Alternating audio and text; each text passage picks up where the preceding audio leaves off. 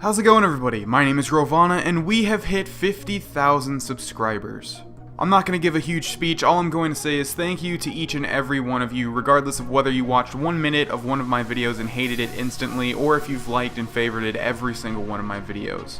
From the bottom of my heart, thank you. There is no way I would have gotten this far without you guys. I was wondering what I should do for my 50,000 subscriber video, and I was thinking why not do a special episode of the series that is by far the most popular on my channel, Skyrim's Hidden Treasures. So in this episode, we'll be exploring none other than Blackreach. Blackreach probably doesn't need any introduction for anyone that's played through Skyrim. Basically, it's the ruins of a giant Dwemer city underground that's naturally lit by giant glowing mushrooms. Although there are many different entrances into Blackreach, the first building you'll probably notice is Sindarian's Field Laboratory. Inside, you'll find the skeleton of an NPC that was actually in Oblivion. He would send you on a quest to get a whole bunch of different Nirn roots. In Skyrim, however, he set up a laboratory at the bottom of Blackreach in order to study the new variety of Nirn root, the Crimson Nirn root. Upon looting Sindarian's skeleton, you'll find Sindarian's field journal, and upon reading it, you'll start a quest to find 30 Crimson Nirn roots. And before everyone comments saying that they thought I completed every quest, I have, including this one. This is just a different character. There are also a ton of alchemical ingredients, your first Crimson Nirn root, and a skill book. It seems like good old Sindarian's work finally got the best of him, unfortunately. Speaking of skill books, there are a variety of them to be found in the depths of Blackreach. There's one right across from the War Quarters area after this little section with the Blade Trap.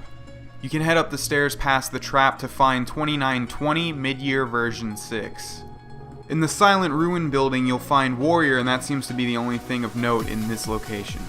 And finally, in the Debate Hall, other than a ton of Falmer and Falmer servants that want to kill you, you'll also find a Dance in Fire version 6. Another interesting thing you can find in Blackreach is a Wisp Mother, which is a rare enemy type that you don't see too often in Skyrim. And when you beat the Wisp Mother, she drops the very rare Wisp wrappings, of course. There are actually a lot of locations you can enter in Blackreach, but most of them are just filled with Falmer and not much else. The Farm Overseer's house, however, is an interesting location. The building itself only has 2 chests, which isn't really that great, but on the outside you can find a mushroom farm. Another cool place is the War Quarters, which seems to be home to a Snow White Easter egg. Inside, you'll find 7 beds arranged in a circle, which could hint at the 7 dwarves from Snow White.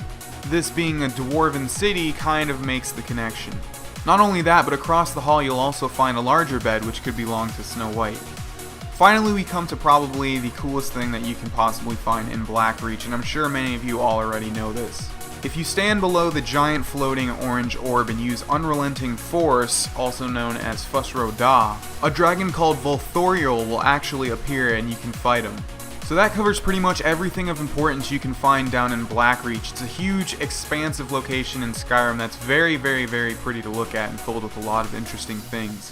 I hope you enjoyed this special episode of Skyrim's Hidden Treasures, and again, thank each and every one of you for all of the support in helping me get to 50,000 subscribers.